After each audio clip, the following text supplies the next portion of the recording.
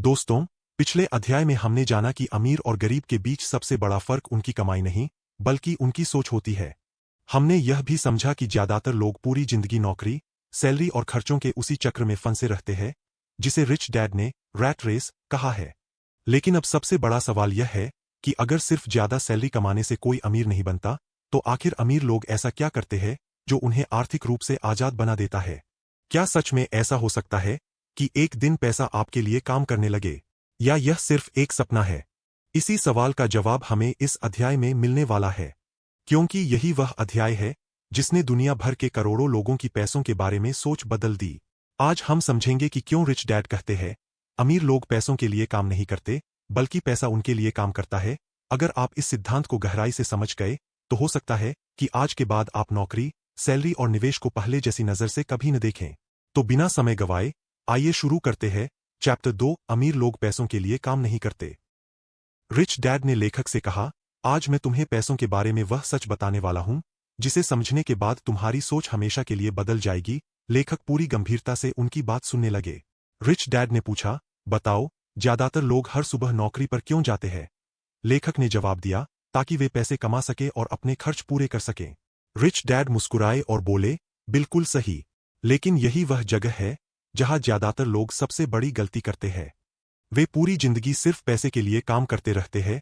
उन्होंने आगे कहा, जब किसी इंसान को पैसों की जरूरत होती है, तो वह नौकरी ढूंढता है।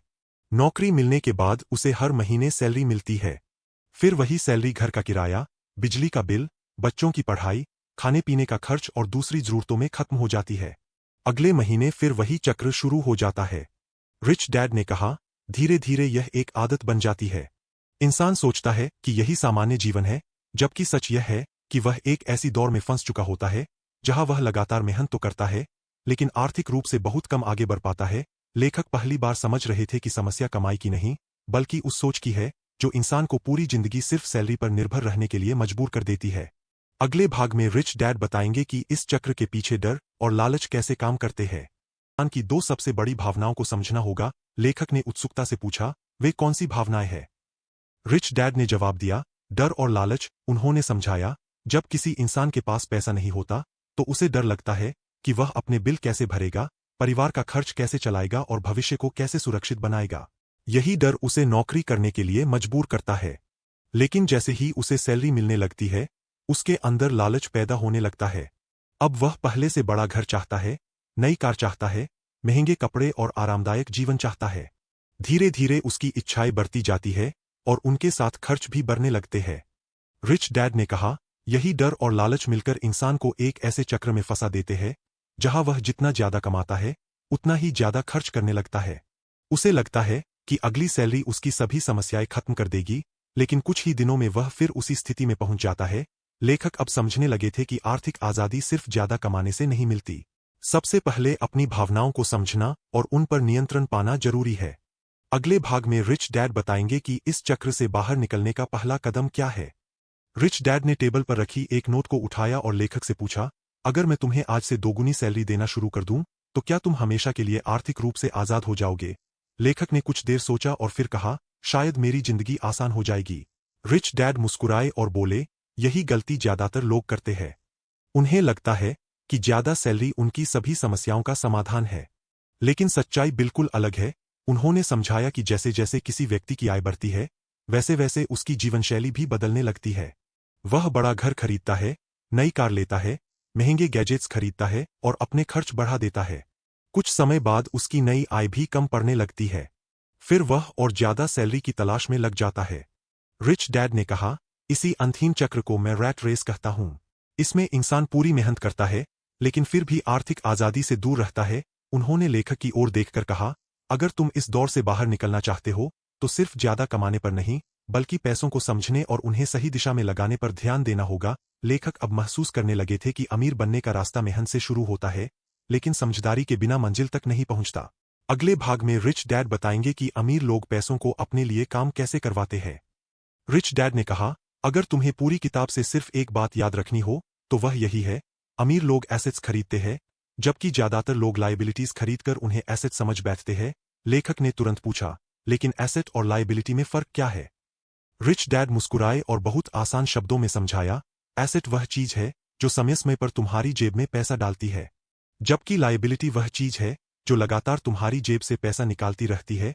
उन्होंने आगे कहा, समस्या यह नहीं है कि लोग पैसा कम नहीं आते। असली समस्या यह है कि वे अपनी कमाई से ऐसी चीजें खरीदते हैं जो हर महीने उनके खर्च बढ़ाती रहती है। रिच डैड ने एक उदाहरण दिया। मान लो किसी ने अपनी पूरी बचत और बैंक लोन से एक बहुत महंगी कार खरीद ली। जैसे ही कार घर आई, उसकी कीमत घटने लगी। अब हर महीने ईएमआई, पेट्रोल, इंश्योरेंस और मेंटेनेंस का खर्च भी जुड़ गया। क्या यह तुम्हारी जेब में पैसा डाल रही है? नहीं, यह लगातार पैसा निकाल रही है। इसलिए यह लायबिलिटी है। फिर उन्होंने कहा, अगर वही पैसा किसी ऐसी जगह लगाया जाए जहां से हर महीने आय आए, तो वही पैसा भविष्य में तुम्हारे लिए काम करेगा। लेखक को अब समझ आने लगा था कि अमीर बनने की शुरुआत ज्यादा कमाने से नहीं, बल्कि सही एसेट चुनने से होती है। अगले भाग में रिच डैड बताएंगे कि आम लोग बार बार यही गलती क्यों दोहराते हैं और उससे कैसे बचा जा सकता है। रिच डैड ने लेखक से कहा, सबसे बड़ी समस्या यह नहीं है कि लोगों के पास पैसा कम है। असली समस्या यह है कि उन्हें पैसों का सही इस्तेमाल करना नहीं सिखाया जाता। उन्होंने समझाया कि जैसे ही किसी व्यक्ति की सैलरी बढ़ती है, वह अपनी जीवनशैली भी बदलने लगता है। वह बड़ा घर लेने की सोचता है, नई कार खरीदता है, महंगे मोबाइल और ब्रांडेड कपड़ों पर खर्च करता है। उसे लगता है कि यही सफलता की निशानी है। लेकिन धीरे धीरे यही फैसले उसके हर महीने के खर्च को बढ़ा देते हैं। अब उसे पहले से ज्यादा कमाई की जरूरत पड़ती है और वह फिर उसी रैट रेस में फंस जाता है। रिच डैड बोले, दिखावे की चीजें अक्सर लोगों को अमीर नहीं बनाती, वे सिर्फ कुछ समय के लिए अमीर दिखाती है। उन्होंने लेखक से कहा, पहले अपनी आय बढ़ाने वाली संपत्तियां बनाओ, फिर चाहो तो अपनी पसंद की चीजें खरीदो। उन्होंने यह भी समझाया कि आर्थिक रूप से सफल लोग पहले अपने एसेट्स पर ध्यान देते हैं और बाद में अपनी इच्छाओं पर। यही आदत समय के साथ उनकी संपत्ति को लगातार बढ़ाती रहती है।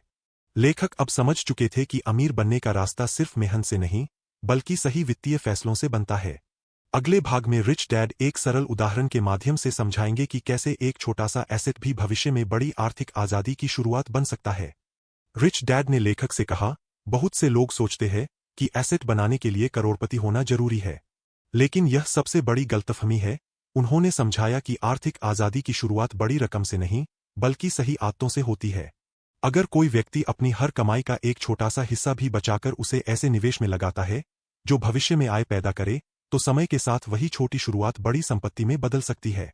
रिच डैड ने कहा, हर महीने मिलने वाली सैलरी को सिर्फ खर्च करने का साधन मत समझो, उसे अपने भविष्य का कर्मचारी बनाओ। ऐसा कर्मचारी जो दिन रात तुम्हारे लिए काम करे। लेखक ने पहली बार महसूस किया कि पैसा सिर्फ खर्च करने की चीज नहीं है। अगर उसे सही जगह लगाया जाए, तो वही पैसा आगे चलकर और पैसा पैदा कर सकता है। रिच डैड ने आगे कहा, अमीर लोग अपने हर रुपए से एक सवाल पूछते हैं, तुम मेरे लिए कितना और पैसा बना सकते हो? यही सवाल उनकी सोच को बाकी लोगों से अलग बनाता है। लेखक अब समझ चुके थे कि आर्थिक सफलता किसी एक बड़े फैसले का परिणाम नहीं होती, बल्कि वर्षों तक लिए गए छोटे छोटे सही वित्तीय निर्णयों का नतीजा होती है। अगले भाग में हम जानेंगे कि रिच डैड ने कैश फ्लो का महत्व कैसे समझाया और क्यों वही अमीर बनने की असली कुंजी है। रिच डैड ने लेखक से कहा, अमीर बनने के लिए सिर्फ यह जानना काफी नहीं है कि एसेट क्या होता है, तुम्हें यह भी समझना होगा कि पैसा चलता कैसे है। फिर उन्होंने एक कागज लिया और उस पर 2 तीर बनाए। पहला तीर जेब से बाहर की ओर था और दूसरा जेब के अंदर की ओर। उन्होंने कहा, अगर तुम्हारा पैसा हर महीने सिर्फ बाहर जा रहा है, तो चाहे तुम्हारी सैलरी कितनी भी बड़ी हो, तुम कभी आर्थिक रूप से आजाद नहीं बन पाओगे। लेकिन अगर तुम्हारे पास ऐसी संपत्तियां हैं जो हर महीने तुम्हारी जेब में पैसा भेजती है, तो धीरे धीरे तुम्हारी आर्थिक स्थिति मजबूत होती जाएगी। रिच डैड ने समझाया कि इसी पैसों के आने जाने के प्रवाह को कैश फ्लो कहा जाता है। आर्थिक रूप से सफल लोग सबसे पहले अपने कैश फ्लो को मजबूत बनाते हैं। वे ऐसी संपत्तियां जोड़ते हैं जो लगातार आय देती रहें और फिर उसी आय से अपनी जरूरतें पूरी करते हैं। लेखक अब समझने लगे थे कि अमीर बनने का मतलब सिर्फ ज्यादा पैसा कमाना नहीं है, बल्कि ऐसा सिस्टम बनाना है जहां हर महीने बिना अतिरिक्त मेहनत के भी कुछ आय आती रहे। यही सोच उन्हें बाकी लोगों से अलग बनाती है। अगले भाग में रिच डैड बताएंगे कि क्यों कई पढ़े लिखे और अच्छी सैलरी वाले लोग भी आर्थिक रूप से संघर्ष करते रहते हैं। रिच डैड ने लेखक से कहा, सिर्फ अच्छी पढ़ाई और बड़ी सैलरी किसी इंसान को आर्थिक रूप से सफल नहीं बनाती। उन्होंने समझाया कि दुनिया में ऐसे लाखों लोग हैं जो डॉक्टर, इंजीनियर, वकील या बड़े अधिकारी हैं। उनकी आय बहुत अच्छी होती है, लेकिन फिर भी वे हर महीने पैसों की चिंता करते हैं। कारण यह नहीं कि वे कम कमाते हैं, बल्कि यह है कि उन्हें पैसों का प्रबंधन करना नहीं आता। जैसे जैसे उनकी आय बढ़ती है, वैसे वैसे उनके खर्च भी बढ़ते जाते हैं। वे अपनी कमाई से पहले महंगी चीजें खरीदते हैं और बाद में बचत या निवेश के बारे में सोचते हैं। रिच डैड ने कहा, स्कूल और कॉलेज तुम्हें एक अच्छा प्रोफेशनल बना सकते हैं, लेकिन आर्थिक रूप से आजाद बनने के लिए तुम्हें वित्तीय शिक्षा खुद लेनी पड़ती है।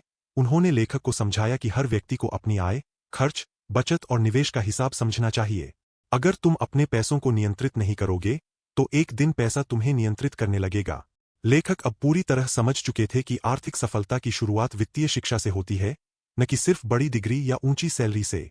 अगले और अंतिम भाग में हम इस अध्याय की सबसे महत्वपूर्ण सीख को संक्षेप में समझेंगे। तो दोस्तों, इस पूरे अध्याय का सबसे बड़ा संदेश बहुत सरल है।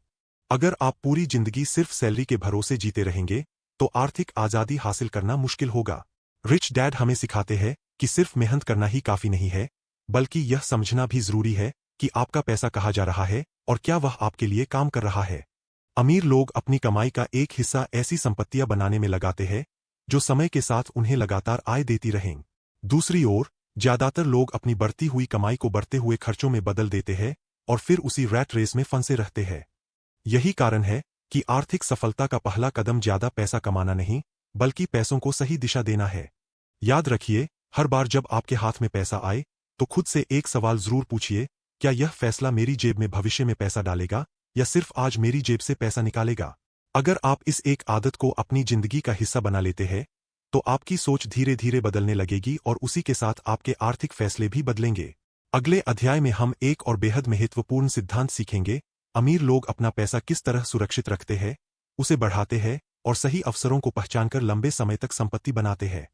यही सीख आपको आर्थिक आजादी की दिशा में अगला कदम उठाने में मदद करेगी।